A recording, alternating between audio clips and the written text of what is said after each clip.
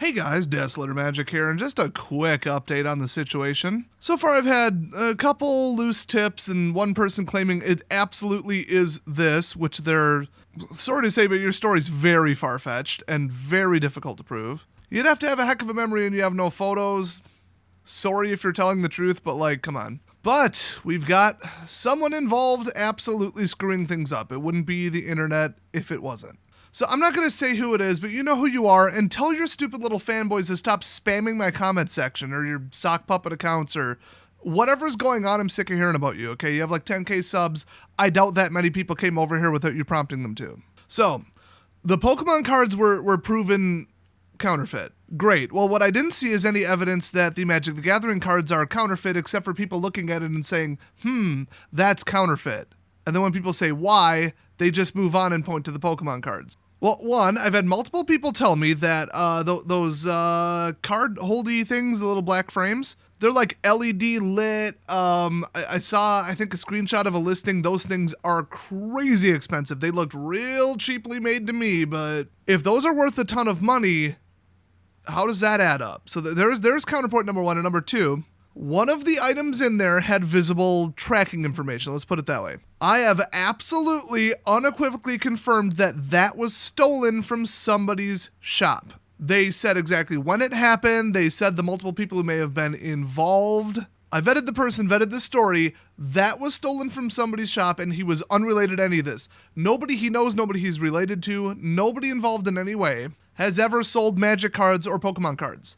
So a stolen Hobbit cutout ended up in this storage facility along with more than two, from what I heard, hyper expensive, like custom backlit with little hangers, little brass pegs, card display boxes, some of which are filled with very clearly counterfeit Pokemon cards. And then we've got a bunch of Power 9 in an unusual arrangement, different mix of borders, none graded, but all pretty good condition. Could it be staged by the storage company to drive up the auction price because somebody there plays Magic and thought this would be a fun scam? No. So you jumping to that conclusion really didn't help things, did it?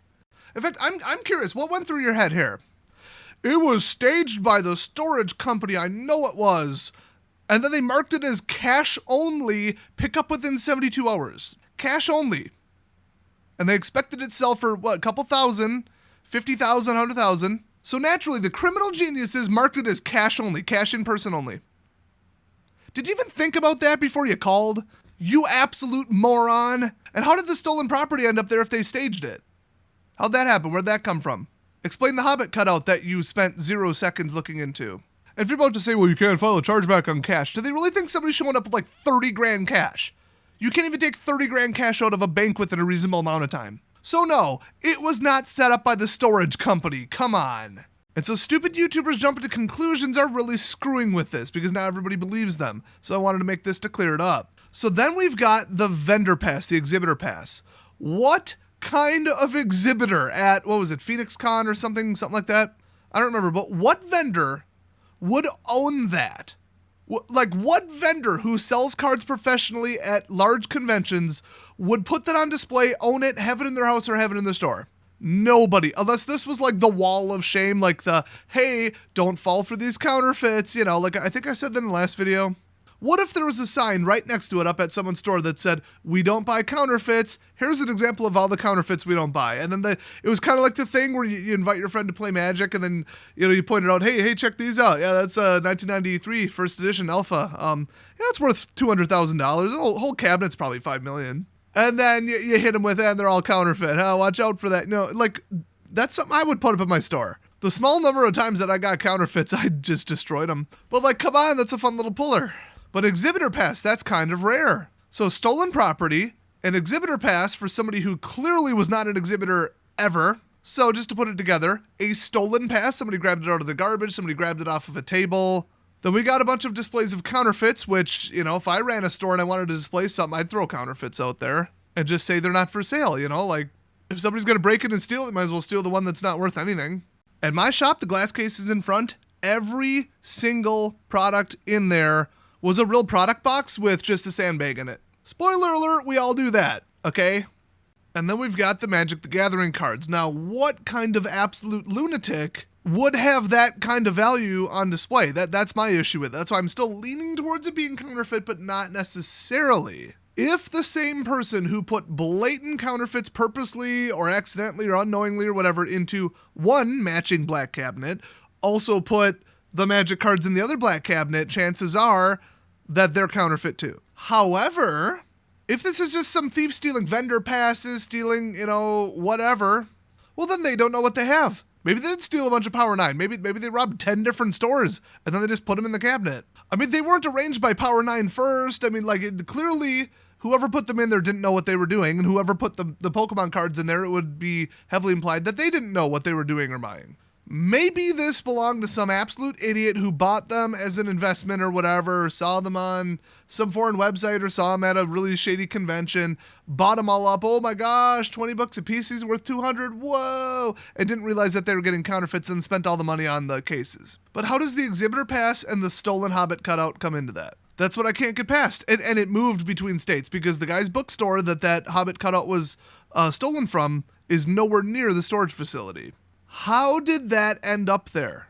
That right there is the key, and that's what everybody's ignoring. And that's what I spent my time investigating instead of just speculation, making some dumb clickbait, nonsense video about it, and then coming to a conclusion based on incomplete evidence. And then spamming other creators' comment sections for clout on sock puppet accounts. It's pretty sad, honestly. You should really reconsider why you're only at about 10K subs, okay? I don't shit on people for being smaller until they act like this, and then I tell them why they're not successful, okay? People like this don't deserve to be on YouTube. In fact, I would strongly recommend that they and everybody else stay away from this because there is either about to be or already has been. I didn't have time to follow up because of drama at work today. But there's about to be a police report because that person wants their property back. And they said, I'm not trying to get the cards back. I am not going to try to illegitimately get something I don't own. I just want my stolen mail and the couple things in there that are mine back. And that person has agreed to also just let the cops know, hey, this other property might be stolen too. Then investigate it, look into who the listed owner was, find out what's going on with that, and try to find the owner if these are legitimate cards. If somebody's like, whoa, that's my black cases. Here's my serial number on the back. Here's a picture of me buying it. Here's a receipt. Here's an invoice. Here's the police report with a picture of the discolored spot on the wall where these used to be after they were stolen from my shop. That's why I first decided to signal boost the video by saying, hey, does anybody know where these were stolen from, okay? If that's actual Power 9, or bare minimum if those very, uncommon model of cabinet have gone missing, somebody's going to say, oh yes, that's my multi-million dollars worth of cards and custom cabinets or whatever. Seemed pretty obvious to me. I just wanted to get it out in front of as many people as possible. Before the police report was filed. Now, here's what happens when the police get involved. They investigate, they start looking, and if it's interstate and it's worth millions of dollars, they call the FBI. It's really that simple. That's why you ain't gonna see my name anywhere near it. I'm working through other people. I ain't gonna call up that police report myself. That ain't gonna happen. And if they want to talk to me, they can do it on Telegram or something, because I ain't risking that. Public records, no thanks. But they're gonna start scrutinizing whether this was staged. If they can contact the person who owned that storage facility, they say, no, I had a bike in there. What's all this Pokemon crap? No, the company must have put that in there, staged it as some kind of scam. Well, there you go. Then the company goes down for it, the storage company. But like I said before, because of how they did the listing and a bunch of other evidence and where the hell did they get a random stolen Hobbit cutout? Why would they even have that? If it was all staged, why would they put stolen property in there that they themselves stole? Yeah, it doesn't really add up, does it? So I'd put that at about a 1% chance. So thanks for jumping to a conclusion there and assuring everybody that you know better than them with zero investigation. Really appreciate that. Or they start checking their national databases of millions and millions of dollars worth of magic cards that went stolen or went missing, whatever, and then they get it back to the rightful owners. Or they send one of them to a lab or something to determine, or like an expert, have somebody come in and they're like, yeah, those are fake, those are counterfeit. And then who cares? It's, $0 to, what's the value? $50? How do you even value something that's not real? I don't know, they probably just destroy them. And then that's a good outcome. So that's why we went this route. Okay, I don't do stuff without thinking, like some other YouTubers have been screwing with this situation. I do agree that the listing should have been canceled, but spreading misinformation on the internet just because you don't know what you're talking about and didn't think, maybe I should look into some of this unique stuff. Maybe I should consider a different scenario, like all of this is stolen and this was a thief and they're in jail, and that's why they couldn't pay the fee for the storage. That's why it's going up. You can't just say, well, that storage company staged it. I am 100% certain that is what happened. The end. Because you are opening yourself up to, if they have any kind of business damage or harassing calls or anything, you're getting sued. You're getting sued for defamation and all kinds of other. It's actually like worse than defamation when it's a business involved, because then you've got provable losses. Not just, oh no, they said mean words and now people don't like me. Now I can't get an acting job. Yeah, good luck with that. That's Hollywood crap. You start screwing with a business, that's in and out of court same day. So honestly, I'd delete your video if I were you. I have dealt with multiple situations like this and worse in the past, and every single time the responsible person got what's coming to them. So yeah, you try and buy $250 worth of crap from me and then ship it to a relay that goes to a storage facility in Oregon? Your stupid little Chinese gang of thieves that send everything overseas is getting busted by the FBI. And that is exactly what happened. I kept quiet on it because I'm not an idiot. And I didn't want it blowing back on me and them shooting up the front of my shop. Thanks. I wore body armor and brought in a heavier gun for a week. I ain't even talking about the time somebody tried to rip me off for $2,000 online. I did not take that sitting down. I don't like scammers, and I don't like thieves. That's why I was very, very cautious and delicate about the situation instead of, oh, look at this, I'm going to call them immediately and jump to a conclusion, start making things up and then film it. Woo! So irresponsible. The person who has verifiably stolen property in that photo, who doesn't know how it got there, he sent me every single receipt possible, his business, what he used to do. He's this wonderful disabled retired guy. Nicest dude ever. I've actually vaguely heard of him. He runs a charity for I don't want to get into it because I ain't giving out his personal info here, but maybe think of that before you take some actions next time. So, okay, people slip up, they make mistakes. I'm going hard because I'm very frustrated because I got to make a trip for some other thing, lose a bunch more money, and I'm really stressed out right now. Just crazy crap going on at work. This is the last thing I had time for or wanted to do. But like I said, I get very, very motivated when stolen property starts showing up or scams happen or whatever this ends up being. I don't care. I just want a resolution. Whatever's going on, whoever's behind it, or nothing is going on, or everybody's in the wrong or the right, or I don't care. I just want to shine some light on it. And that just involves getting the police involved. It's that simple. Because that's what you do, and the things I did in the order that I did them and what I revealed to the public and what I didn't were all very calculated. So please, nobody else come in like a wrecking ball and just make the situation worse like the internet always does. We got this handled, and when I have any kind of information on it, I will let you know. I probably shouldn't say this. In fact, in editing, I'm not going to say this. We think we know who's behind it because it's a short list of people who stole the stolen property from that nice disabled gentleman who ran a business, got screwed over by some people in the past who turned out to be shady criminals. So yeah, that's just the update. Everybody piss off unless you want your name on a very suspicious looking police report, and I'll update you when we got something else. So just to be clear, with all the evidence that I have, so some of the evidence that you don't have, the theory is all of this is counterfeit, and this storage facility, or this whatever it was, it belonged to a shady online reseller that went down for selling bad stuff and got kicked off of whatever platform they were on. And they didn't care where they sourced items from. Online, Facebook, whatever, because I live that world, okay? I know people like that. My former business partner, who now has drug charges, and he owes me tons of money, and he can just... We're not going to get into what I think of him, but he didn't care where he sourced his items. You go to a garage sale, you pick it up, whatever. So a lot of this appears to have been bought legitimately from a complete idiot who cleaned out a couple stores that went bankrupt, bought a bunch of counterfeits, and bought the empty cases or whatever for pennies on the dollar.